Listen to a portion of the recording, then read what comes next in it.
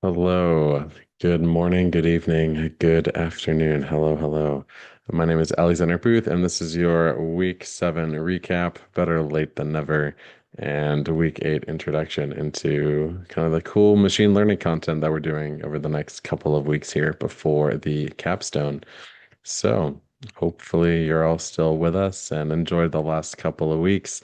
I know a lot of the machine learning, AI, predictive analytics content was something that most students kind of highlighted before they started as the content that they were most excited to really dive into. So yeah, where are we? Kind of where have we gone? What are we doing kind of this week? So if you remember, week six was all about data visualizations, covered a lot of really cool stuff around how to tell data stories. And then week seven was our soft reintroduction to machine learning and predictive analytics. If you remember, we actually did a lot of that in week five. Yeah, I think camera's all right. In week five, we introduced kind of linear models as a concept, right? And introduced the ideas of regression and kind of what a residual is and all of that good stuff and what it means to pre-process data, etc. Now, in week seven, we start tying everything together, right? So we talked about the different pre-processing steps, the different types of modeling problems, especially supervised modeling problems with regression and classification. We talked about linear regression for your linear models, logistic regression for your classification linear models. And again, just to recap, linear models are any predictive algorithm or equation that's defined by mathematics and proofs, right? So there's only one answer, one solution. We're all going to come up with the same equation that, in the case of a linear regression, minimizes the residuals, and similarly in a logistic regression, minimizes our error. And then logistic regression, even though it has regression in the name, it is actually a classification model. Remember, a classification model predicts the probability of belonging to a class, such as yes or no, um, pregnant or not pregnant, man or woman, green or red, whatever, green, yellow, red. You can even have multi-class classification problems. So we covered all of that good stuff in week seven, and we did the full ML workflow. So this was a little bit of extra content that I threw in during my live session. But how do we start connecting the dots of all of our pre-processing steps? And we're going to go deeper into that in week eight as well. We'll be building pipelines and doing pre-processing and grid searches and all of that good stuff in week eight as well. But I'll give you a second before we dive into the week eight preview. Let's see. Beyond the linear models for regression and classification, we also introduced random forests as another algorithm that we can look at. We'll do a deeper dive into tree-based models in week eight. And we compare the different types of metrics. How do we evaluate the goodness of a model for linear regression or for linear models for, I guess, for regression problems? We use MSE, MA, and R squared. Well, for classification models, we use things like accuracy, precision, recall, confusion matrix, log loss, or classification reports. And again, we'll do a deeper dive of all of that in week eight as well. Week seven was actually fairly light in terms of content. So again, hopefully you went through the couple of labs here in 7.3 and 7.4. And then I highly recommend watching the live session if you didn't. In my live session, I went and introduced some of the concepts in week eight as well, just to give you a foundation for them. So the multiple linear regression notebook here, we built a full pipeline from start to finish to predict fuel consumption in cars. If we scroll down, we'll kind of see the eventual pipeline that we did down here at the bottom. We had our handy dandy function where we take our model, whether like a linear model, a linear regression in this case, or a random forest regressor. We have our features, and then we can go through and do our pipeline for imputation and scaling, imputation, one hot encoding, and then tying it all together into kind of one big output here. So we can see that for predicting a linear regression, we get the outputs of like a 351 mean squared error, which is pretty solid here. 13 MAE, 0.91 R squared. And we can see that our predicted versus actual plots look pretty good here. We don't have any crazy outlier residuals. And you can see the whole pipeline down here at the bottom, which I think is always kind of fun. And then, yeah, we compared and contrasted a bunch of different types of models. Lasso and ridge regression are just different types of linear modeling, and then even a random forest. So you'll see a lot of the stuff you may not have seen in the regular labs. So again, just to encourage you to watch the live session and go through the live session notebooks if you can. Yeah, you'll see the random forest here was able to capture a lot of the non-linear effects the linear model cannot, and our model is almost perfect in predicting CO2 emissions, which is pretty cool.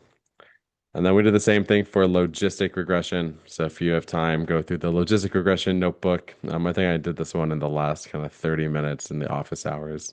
So same type of deal. We have our pipeline for imputation and encoding and scaling. And then from there, we can generate our metrics for classification models.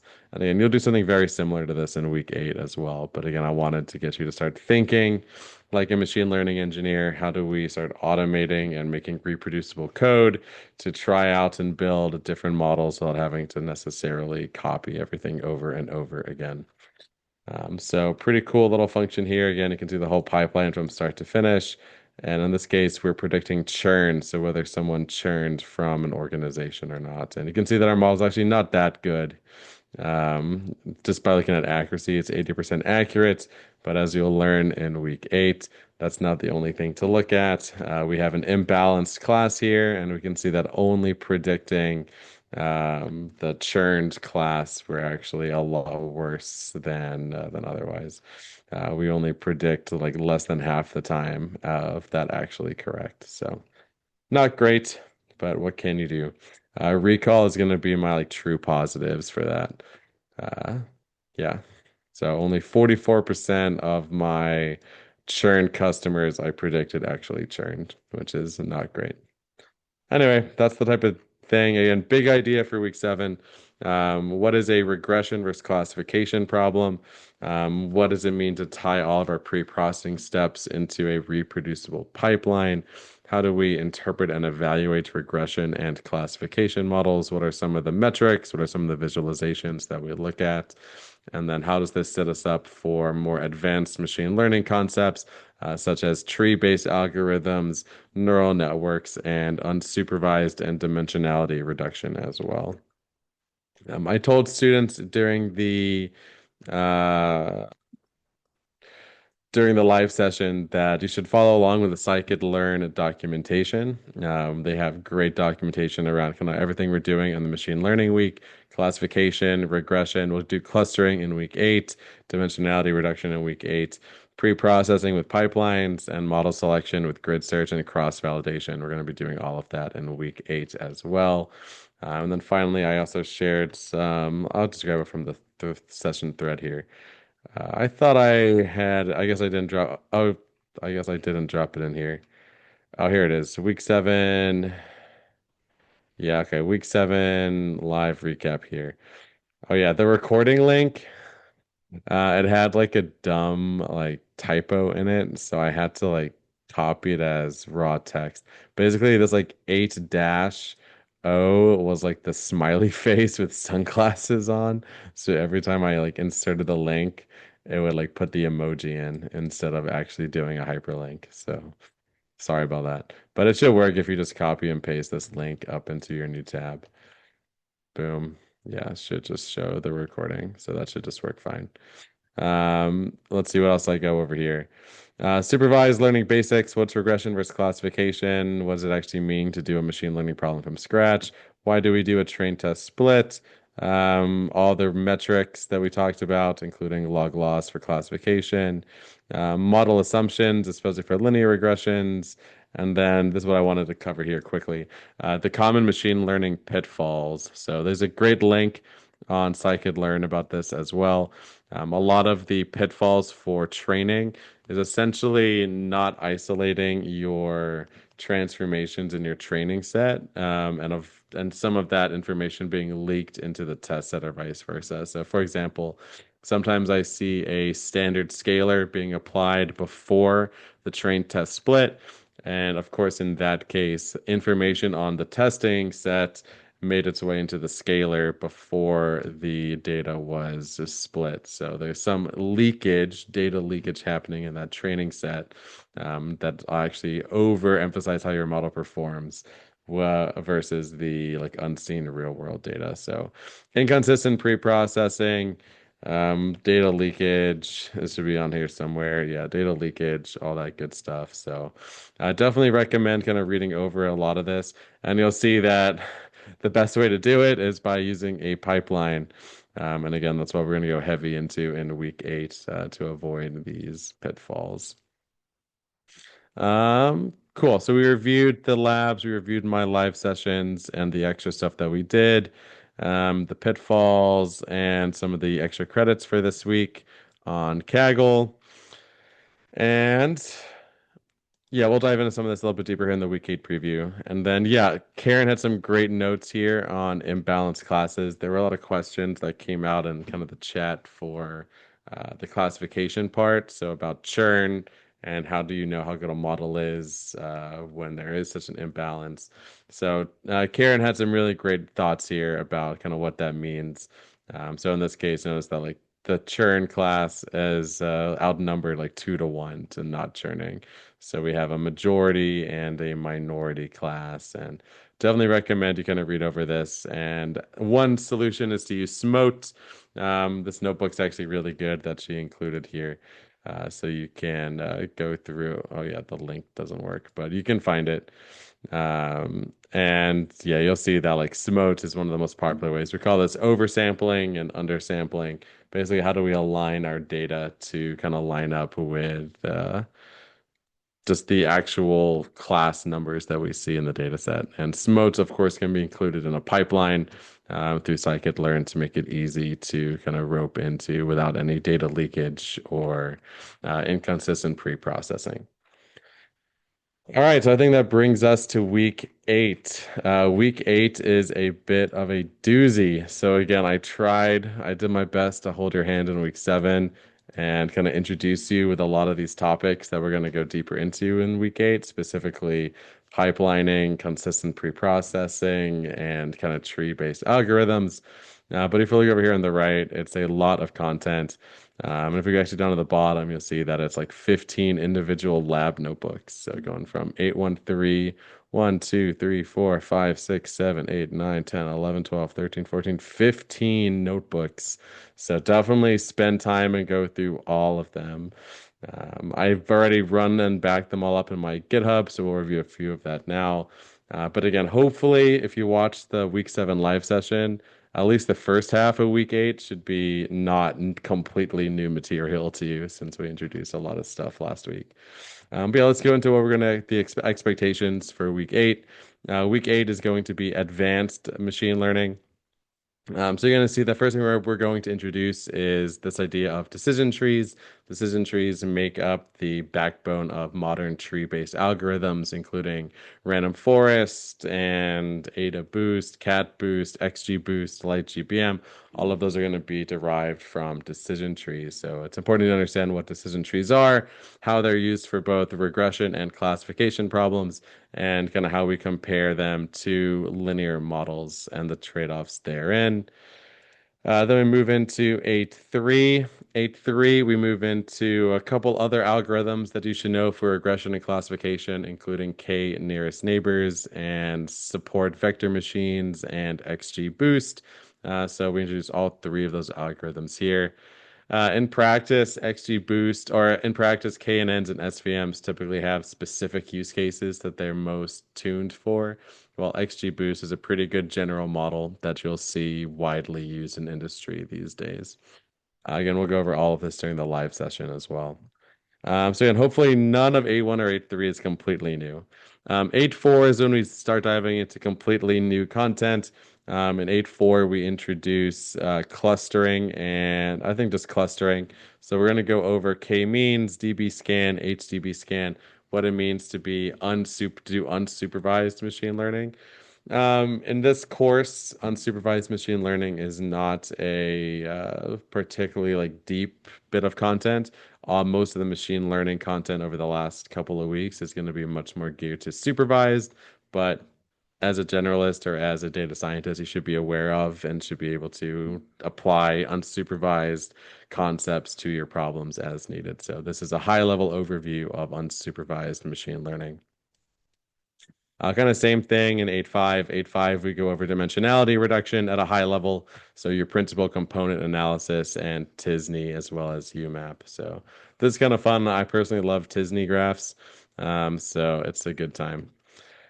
And then we start putting everything together in 8.6. How do we expand more on the metrics used for classification models as well as the metrics for regression models? So we're going to dive deeper into kind of your ROC curve, area under curve, classification report, confusion matrix. Same thing with how do we start evaluating unsupervised problems. And then especially with tree-based models, how do we start bringing in model explainability, feature importance, all of that stuff to be able to understand why our trees are making the predictions that they are. And then finally in 8.7, we dive into the model selection piece here. We're going to be doing grid searches, pipelines, and regularization, which is essentially just lasso and ridge and elastic net, which I introduced in my live session for week 7. So a lot of content here. We're going from zero to hero, basically, in machine learning. And then we'll bring everything back in with a final project in 8.8, or this is your final project for the week, where we're going to be predicting weather in Australia. Again, the solutions for this are not included in the notebooks, so I did all of it manually. So if you have any questions or get stuck with the final project, feel free to kind of just reference my GitHub where hopefully you can get unblocked. And yeah, again, we'll start from like zero and go to scratch. Oh yeah, data leakage. I love it. All the stuff that I've already mentioned. We'll go from scratch to kind of building out a full pipeline and then doing grid search and k-fold and trying out different algorithms and then seeing which model performed the best. And this is going to be a classification problem, which is fun. And then looking at some feature importances. This is the same project we're going to run live during the live session on Monday, so be sure to kind of stay tuned for that. Honestly, it's a good week. The content here, it's a lot of content, but it's all really good content. And again, as long as you're following along with the scikit-learn kind of documentation and some of the larger themes from week 5 and week 7, none of it should be totally a surprise to you all. And then last thing I'll just mention, this is only a 10-week boot camp, so there's only so much targeted depth we can do. And if you want to dive deeper into some of these algorithms and the trade-offs, complexities, then feel free to ask in the forums. I would love to share my own thoughts on cat boost and light GPM versus XGBoost and when to use a neural network, when not to, right? So feel free to ask me in the chat or feel free to do some research on your own, right? We want you to start thinking like a data scientist, thinking like a machine learning engineer, and a lot of these concepts should hopefully just start firing off neurons. Oh man, neural network reference, I guess, to make you start thinking about how to apply some of this to kind of real world problems you may be experiencing. Sweet.